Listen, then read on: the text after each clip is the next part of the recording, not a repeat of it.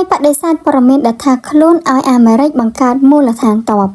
ក្រសួងការបរទេសថៃបានចេញសេចក្តីថ្លែងការណ៍មួយដើម្បីបញ្ជាក់ថារាល់សេចក្តីរាយការណ៍ដែលថាមានកិច្ចព្រមព្រៀងសម្ងាត់អនុញ្ញាតឲ្យសហរដ្ឋអាមេរិកបង្កើតមូលដ្ឋានទ័ពនៅក្នុងប្រទេសថៃគឺជាព័ត៌មានមិនពិតទាំងស្រុងនេះបើយោងតាមរយៈការចុះផ្សាយរបស់ Thai Post កាលពីយប់ថ្ងៃទី4ខែមិនិនាឆ្នាំ2026នៅក្នុងសន្និសីទសារព័ត៌មាននៅក្នុងក្រសួងការបរទេសលោកផានីដនផាឈីមសាវ៉ាត់អគ្គនាយកនៃនាយកដ្ឋានព័ត៌មាននិងជាអ្នកនាំពាក្យក្រសួង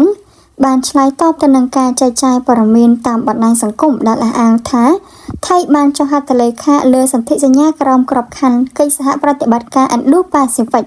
ដែលមានលក្ខខណ្ឌឲ្យអាមេរិកតាំងមូលដ្ឋានទ័ពក្នុងនោះផងដែរលោកផានីដនបានសង្កត់ធ្ងន់ថាពាក្យចចាមអារ៉ាមទាំងនេះគឺផ្ទុយស្រឡះពីគោលនយោបាយជាតិដ៏ច្បាស់លាស់របស់ថៃដែលតែងតែលើកកម្ពស់ការកាត់បន្ថយភាពតានតឹងនិងស្វែងរកដំណោះស្រាយដោយសន្តិវិធីចំពោះចំនួនសកលក្រសួងពន្យល់ថាទោះបីជាថៃរក្សាសម្ព័ន្ធភាពសន្តិសុខដ៏យូរអង្វែងជាមួយនឹងអាមេរិកនិងចូលរួមក្របខ័ណ្ឌតំបន់ក៏ដោយប៉ុន្តែកិច្ចព្រមព្រៀងទាំងនោះគឺផ្ដោតសំខាន់ទៅលើកិច្ចសហប្រតិបត្តិការសេដ្ឋកិច្ចការជួយសង្គ្រោះគ្រោះមហន្តរាយនិងបេសកកម្មមនុស្សធម៌ប៉ុណ្ណោះមិនមែនជាការទទួលកងទ័ពពីបរទេសមកឈរជើងដើម្បីប្រយុទ្ធគ្នានោះឡើយរដ្ឋាភិបាលបានកត់សម្គាល់ថាការផ្សព្វផ្សាយព័ត៌មានមិនពិតនេះគឺកើតឡើងស្របពេលជាមួយនឹងជំនួបថ្មីៗនេះរវាងឯកអគ្គរដ្ឋទូតអាមេរិកនិងនាយករដ្ឋមន្ត្រីថៃព្រមទាំងការធ្វើសមយុទ្ធយោធាឆ្នាំ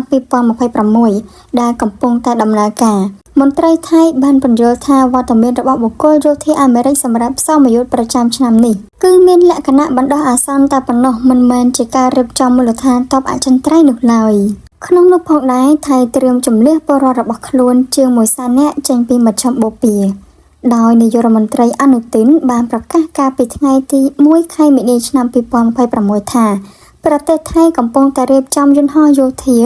និងជួលជើងហោះហើរពិសេសដើម្បីជម្លៀសពលរដ្ឋខ្លួនចេញពីតំបន់មជ្ឈមបូព៌ាបន្ទាប់ពីមានការវាយប្រហារគ្នាទៅវិញទៅមក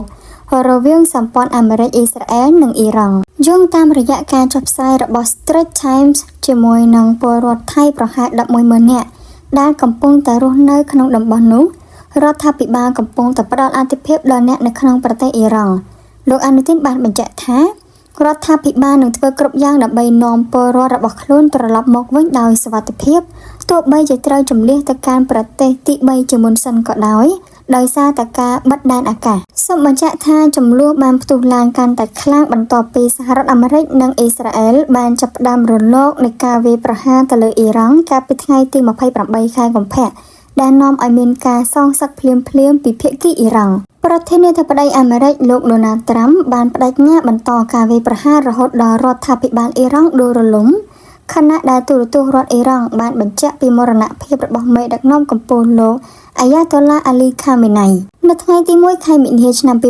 2026សម្លេងផ្ទុះថ្មីត្រូវបានគេឮនៅក្នុងទីក្រុងដូហាដូចបៃអាប៊ូដាប៊ីរីយ៉ាតនិងម៉ាណាម៉ាដែលជំរុញឲ្យប្រទេសជាច្រើនបិទដែនអាកាសសម្រាប់អាកាសចរស៊ីវិលយោងតាមក្រសួងការបរទេសថៃផងដែរពលរដ្ឋថៃរាប់សិបម៉ឺននាក់នៅក្នុងប្រទេសអ៊ីរ៉ង់និងអ៊ីស្រាអែលបានចុះឈ្មោះបំណងចង់ត្រឡប់មកផ្ទះវិញរួចហើយក្រៅពីអ្នកដែលរស់នៅក្នុងតំបន់រងការវាយប្រហារផ្ទាល់ក៏មានពលករថៃរាប់ម៉ឺននាក់ទៀតកំពុងតែស្នាក់នៅទូទាំងអារ៉ាប់រួមដូចជាអារ៉ាប៊ីសាអូឌីតបារ៉ែនកាតាផងដែរហើយមន្ត្រីថៃកំពុងតែសម្របសម្រួលជាមួយនឹងអង្គការអន្តរជាតិដើម្បីរៀបចំផែនការជម្លៀសខណៈដែលក្រុមហ៊ុនអាកាសចរជាច្រើនបានលុបជើងហោះហើរទៅមកនៅក្នុងតំបន់ទាំងនេះផងដែរ